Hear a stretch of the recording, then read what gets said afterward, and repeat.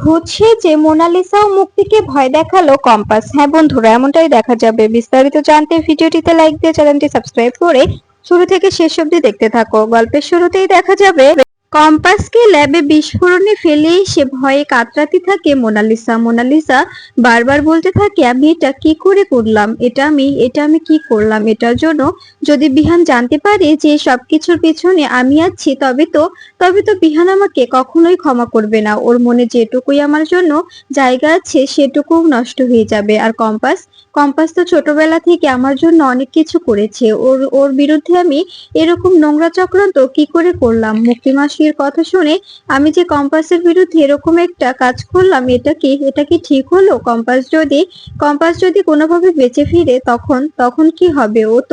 ও তো সবাইকে সবটা বলে দিবে তখন। এরপরে দেখা যায় মোনালিসা এসব ভেবে বলতে থাকে, আমি আর এসব কিচ্ছু ভাববো না, যা হবার হয়ে গেছে। এখন যদি আমি কিছু ভাবি, কেউ যদি বুঝতে পারে তবে আমাকে আমাকে পুলিশের হাতে তুলে দেবে, সবকিছু শেষ হয়ে যাবে। তাই আমাকে সবকিছু চুপচাপ ভাবে সহ্য করতে হবে, নিজেকে একদম একদম নর্মাল রাখতে হবে। আমি এখন ঘুমোবো, তবেই আমার হয়তোবা ভালো লাগবে। এরপরে দেখা যায় মোনালিসা বিছানায় ঘুমিয়ে পড়লে তখন দেখা যায় মোনালিসা কম্পাসকে স্বপ্নে দেখতে থাকে। কম্পাস বলতে থাকে, মোনা ম্যাডাম, তোমার এত বড় সাহস, তুমি আমাকে আমাকে মারার জন্য চক্রান্ত করেছো। তোমার এই চক্রান্ত বৃথা যাবে। আমি মরে যাইনি, আমি বেঁচে আছি। আমি তোমাদের সবাইকে শাস্তি পাইয়ে দেব, তোমরা মাথায় রেখো। এরপরে এটা দেখে চিৎকার করে ওঠে মোনালিসা। এরপরে দেখা যায় এদিকে বিহান কম্পাসের মৃত্যুর খবর শুনে কান্নায় ভেঙে পড়ে।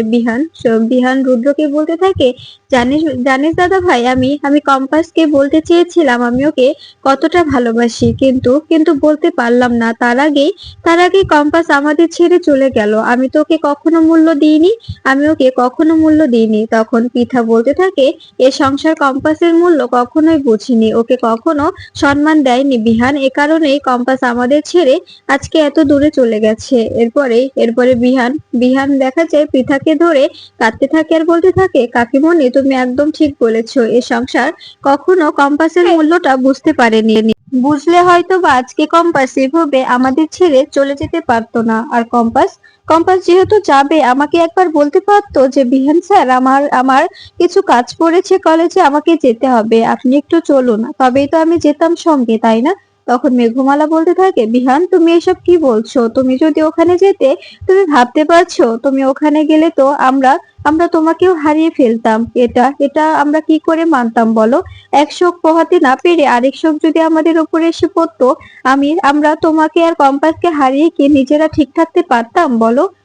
তখন বিহান কান্না করতে থাকে আর বলতে থাকে, বৌদি, আমি তো কম্পাসকে ছাড়া ভালো থাকতে পারবো না। কম্পাসকে আমি কতটা ভালোবাসি তোমাকে আমি বলে বোঝাতে পারবো না। কম্পাস তো কখনো কখনো আমার কাছে কিছু চাইনি, আমিও ওকে কিছু দিইনি। আমি এখন চেয়েছিলাম ওকে আমি ওর প্রাপ্ত সম্মান দেব, কিন্তু ও এভাবে আমাকে ছেড়ে কি করে চলে যেতে পারলো? ওর এই বেশি বাড়াবাড়িটাই আজকে ওর জীবনে এত বড় সর্বনাশ ডেকে আনলো। এদিকে দেখা যায় মুক্তিকে ফোন করে মোনালিসা ফোন করে বলতে থাকে, মুক্তি মাসি, আমার প্রচন্ড ভয় লাগছে, যদি সবটা জানাজানি হয়ে যায় তখন কি হবে? তখন মুক্তি বলতে থাকে, একদম ভয় পাবে না মোনালিসা, একদম ঘাবড়াবে না, ঘাবড়ে গেলে কিন্তু সবাই সবটা বুঝে যাবে। তখন মোনালিসা বলতে থাকে, জানো মুক্তি মাসি, আমি ঠিকভাবে ঘুমাতেও পারছি না। ঘুমাতে গেলেও আমি কম্পাসকে দেখছি। কম্পাস আমাকে বলছে, আমরা ওর সঙ্গে যে অন্যায়টা করেছি সেটা ঠিক করিনি। ও অবশ্যই ফিরে আসবে আমাদের বিরুদ্ধে প্রতিশোধ নিতে। এ কথা শুনে মুক্তি হাসতে থাকে আর বলতে থাকে, মোনালিসা, তোমার সঙ্গে আমার দেখা করে কথা বলতে হবে, তা না হলে তোমাকে আমি কিছুতেই বোঝাতে পারবো না। তুমি আমার সঙ্গে একটি জায়গায় দেখা করো। এ কথা শুনে তখন মোনালিসা বলতে থাকে, ঠিক আছে মুক্তি মাসি, আমাদের বাড়ির পাশে যে ক্যাফেটা আছে তুমি ওখানে এসো, আমরা দুজনে ওখানে মিট করব, পারলে সেনাপতিকে ওখানে ডেকে নিও। তখন এই কথা শুনে মুক্তি বলতে থাকে, ঠিক আছে, তুমি চলে এসো। এই বলে ফোনটা কেটে দেয় মোনালিসা। এরপরে মোনালিসা ও মুক্তি সেনাপতিকে সঙ্গে নিয়ে একটি ক্যাফেতে দেখা করে। এরপরে সেখানে ভূত সেজে আসে কম্পাস। সেখানে এসে মুক্তি, মোনালিসা ও সেনাপতিকে সামনে সামনে দাঁড়ালে তখন ভয় পেয়ে যায় মুক্তি, মোনালিসা ও সেনাপতি। মোনালিসা বলতে থাকে, আমি বলেছিলাম না মুক্তি মাসি, কম্পাস কম্পাস ফিরে আসবে। ও ও ভূত হয়ে গেছে, ভূত হয়ে আমাদের ঘাড় মটকাতে এসেছে। মুক্তি মাসি, তুমি আমাকে বাঁচাও, আমি আমি মরতে চাই না। তখন এ কথা শুনে দেখা যায় মুক্তিও ভয়ে ভয়ে অবাক হয়ে যায় আর বলতে থাকে, এটা কি করে সম্ভব? কম্পাস, তুমি এখানে কি করে এলে? তখন কম্পাস হাসতে থাকে আর বলতে থাকে, তোমরা কি ভেবেছিলে তোমরা তোমরা আমাকে মেরে ফেলে শান্তিতে থাকতে পারবে? এবার আমি তোমাদের ঘাড়ে উঠে নাচবো। আমাকে মেরেছে তো আমাকে মেরেছো, সেটা যদি তোমরা নিজের মুখে স্বীকার না করো, তোমরা যদি বিহান স্যার ও মিডিয়ার সামনে গিয়ে না বলো যে তোমরা ষড়যন্ত্র করে কম্পাস ভৌমিককে মেরেছো, তবে তবে আমি তোমাদের একটা একটা করে ঘাড় মটকাবো। এই কথাটা মাথায় রেখো। আমাকে এভাবে পুড়িয়ে মারা তো তার শাস্তি তো অবশ্যই পেতে হবে। আর যদি তোমরা মুখ খোলো, তবে তোমাদের আমি ছেড়ে দেব। তোমাদের আমি কথা দিচ্ছি, তোমাদের আর কখনো ক্ষতি করব না। আমি আর তোমাদের সামনেও আসবো না। এরপরে এই কথা শুনে দেখা যায় মোনালিসা বলতে থাকে, মুক্তি মাসি, আমরা সবটা বলে দিই, তা না হলে কম্পাসের ভূত আমাদের আমাদের ঘাড় মটকে মেরে ফেলবে। তখন তখন মুক্তি বলতে থাকে, একদম চুপ, একদম চুপ মোনালিসা, একদম বাড়াবাড়ি করবে না।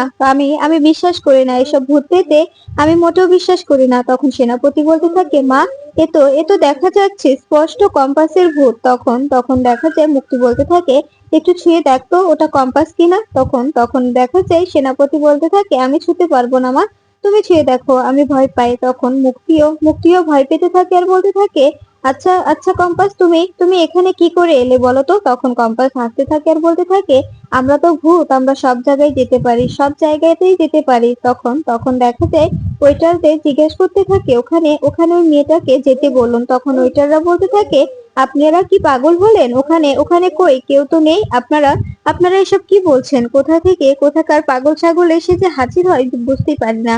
তখন তখন দেখা যায় কম্পাস হাসতে থাকে আর বলতে থাকে, ওরা ওরা কেউ কিচ্ছু দেখতে পারবে না, ওরা কেউ কিচ্ছু বুঝতে পারবে না, কারণ কারণ আমি তো তোদের সামনে দেখা দিয়েছি, ওদের সামনে তো আসিনি। তাই ওরা ওরা আমাকে দেখতে পারবে না। তোরা তোরা নিজের মুখে স্বীকার করবি কিনা সেটা বল। তখন তখন দেখা যায় এই কথা শুনে মুক্তি বলতে থাকে, আমরা কোনো কিচ্ছু করিনি, তুমি তুমি ভুল বলছো, আমরা আমরা তোমাকে মারিনি। তোমার কাছে কি কোনো প্রমাণ আছে যে তুমি এমন বলছো? তখন তখন কম্পাস বলতে থাকে, প্রমাণ তো অবশ্যই আছে, কিন্তু কিন্তু আমি চাই তোমরা নিজের মুখে স্বীকার করো। আর যদি নিজের মুখে স্বীকার না করো, তবে আমি সত্যি সত্যি এখানেই তোমাদের ঘাড় মটকে দেব। তখন তখন মোনালিসা চিৎকার করতে থাকে আর বলতে থাকে, বাঁচাও বাঁচাও, আমি আমি সবটা বলবো। কম্পাস, আমাকে প্লিজ মারিস না, আমি আমি সবটা বলে দেব। এরপরে কম্পাস বলতে থাকে, এই তো মোনা ম্যাডাম লাইনে এসেছো। এভাবে এভাবে যদি কথা শোনো, তবেই তো আর কোনো ঝামেলা হয় না। কথাগুলো কথাগুলো শুনলেই তো পারো, তাই না? তখন মোনালিসা বলতে থাকে, আমি আমি বিহানকে সবটা বলে দিব, তুই আমাকে প্লিজ মারিস না। মুক্তি মাসিতে যা পারিস কর, আমার আমার প্লিজ কোনো ক্ষতি করিস না। আমি যতটুকু যা যা জানি সবটা সবটা আমি বিহানকে বলে দেব। তখন এই কথা শুনে কম্পাস বলতে থাকে, ঠিক আছে, এক্ষুনি যাও আর এক্ষুনি গিয়ে বিহানকে ক্ষমা চেয়ে বিহানকে সবটা বলে দিয়ে এসো। বিহানকে সবটা বলবে যে তোমরা কি করে আমাকে ট্র্যাপে ফেলে ওখানে ডেকে নিয়ে গিয়েছিল, ওখানে নিয়ে গিয়ে আমাকে কিভাবে বিস্ফোরণে ফেলেছিলে, কথাটা সবকিছু বিহানের সামনে এক্সপ্লেন করে বলবে, ঠিক আছে?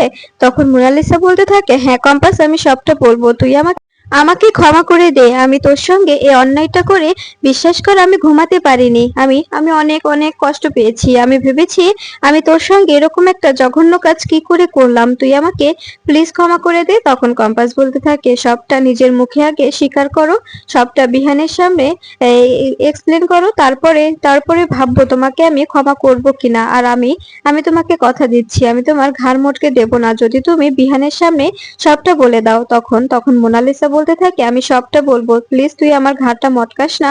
তখন তখন এই কথা বলে দেখা যায়, তখন দেখা যায় মোনালিসা সেখান থেকে মোনালিসা সেখান থেকে দৌড়ে পালিয়ে যায় আর মোনালিসার সঙ্গে পালাতে থাকে সেনাপতি ও মুক্তি। তখন তখন কম্পাস সেখানেই হাসতে থাকে। এরপরে দেখা যায় মোনালিসা, মুক্তি ও সেনাপতি সেখান থেকে বেরিয়ে গেলে কম্পাস ওয়েটারদের বলতে থাকে থ্যাংক ইউ আমাকে সাহায্য করার জন্য। কারণ কারণ ওনারা যা ক্রিমিনাল, ওদেরকে ধরতে আপনাদের হেল্প আমার প্রয়োজনই ছিল। আপনারা যে আমাকে এভাবে হেল্প করবেন আমি ভাবতেও পারিনি। তখন ওয়েটাররা বলতে থাকে ঠিক আছে ম্যাডাম, আমরা আমরা আপনাকে চিনি। আপনি আপনি আমাদের দেশের জন্য, আমাদের মতো লোকেদের জন্য অনেক অনেক লড়াই করছেন, অনেক কিছু করেছেন। আপনাকে সাহায্য করতে পেরেছি, এটা তো আমাদের সৌভাগ্যের ব্যাপার। তখন কম্পাস বলতে থাকে ঠিক আছে, আজকে আমি তবে আসি, আপনাদের সঙ্গে আবার হয়তোবা নেক্সট টাইম দেখা হবে। এই বলে কম্পাস সেখান থেকে বেরিয়ে যায়। এরপরে দেখা যায় এদিকে মোনালিসা চৌধুরী বাড়িতে চলে আসে। চৌধুরী বাড়িতে এসে বিহানের সামনে দাঁড়ায় মোনালিসা। সেখানে বিহানের সামনে দাঁড়ালে তখন দেখা যায় মুক্তি বারবার মোনালিসাকে বারণ করে, মোনালিসা তুমি কিন্তু কিচ্ছু বলবে না। তখন তখন বিহান বলতে থাকে তোমার লজ্জা নেই মোনালিসা, তুমি আবার এখানে এসেছো আজকে?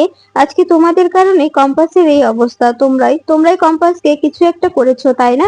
তখন মোনালিসা বলতে যাবে ঠিক তখনই মুক্তি কথা ঘুরিয়ে দেয়। এরপরে মোনালিসাকে সেখান থেকে সরিয়ে নিয়ে যায় মাহি। মাহি বলতে থাকে এই মোনাদি, তুমি এসব কি বলছো? তুমি বুঝতে পারছো? তুমি যদি কিছু বলো এখানে, তোমাকে ছোটদা ভাই একদম মেরে ফেলে দেবে।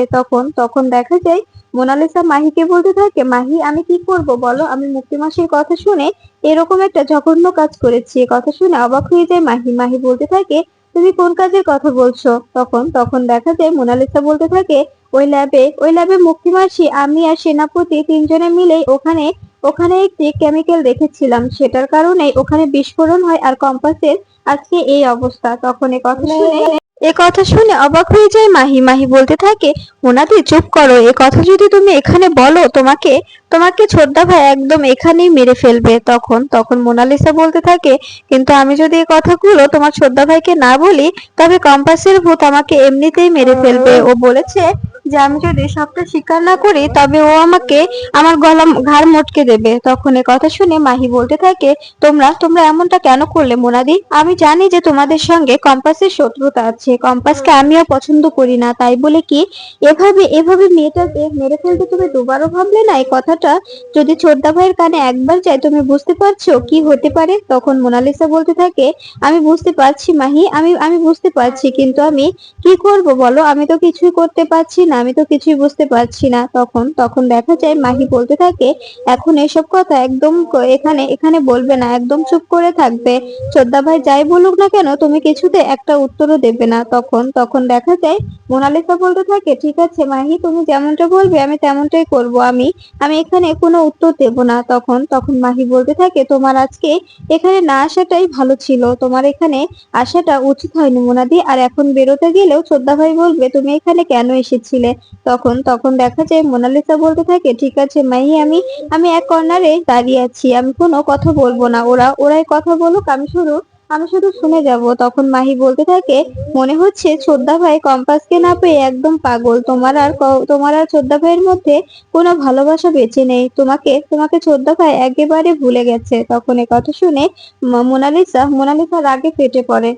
তখন মাহি বলতে থাকে রেগে গিয়ে কোনো লাভ হবে না মোনাদি, এখানে এখানে রেগে গিয়ে কোনো লাভ হবে না। কারণ কারণ ছোটদা ভাই এখন আর তোমার নেই, ছোটদা ভাই পুরাপুরি কম্পাসের হয়ে গেছে। এখন যদি সত্যি কম্পাস মরে থাকে তবে হয়তো বা তোমার আর ছোটদা ভাইয়ের মিলটা শেষ বেশ হবেই।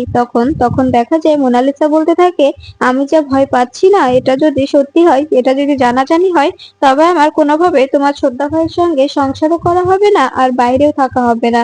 এই মুক্তি মাসির ইয়াতে পড়ে ট্র্যাপে পড়ে আমাকেও জেল খাটতে হবে। তখন এ কথা শুনে দেখা যায় মাহি বলতে থাকে তুমি একদম নিশ্চিন্তে থাকো মোনাদি, তোমার কিচ্ছু হবে না। তুমি অবশ্যই জাল কেটে বেরিয়ে আসতে পারবে। তুমি অবশ্যই এই কেসটা ধামাচাপা দিতে পারবে। এখনকার অফিসারদের টাকা খাইয়ে দিলেই সবকিছু ক্লিয়ার হয়ে যায়। তখন এ কথা শুনে দেখা যায় মোনালিসা বলতে থাকে কিন্তু এই আঙ্কেলটা তো, এই পুলিশ অফিসার তো ঋতুজা আন্টির বেস্ট ফ্রেন্ড। এই পুলিশ অফিসার কিছুতেই আমার মনে হয় না টাকা খাবে, তাই আমার মনে হচ্ছে না এবার আর আমরা বাঁচতে পারবো।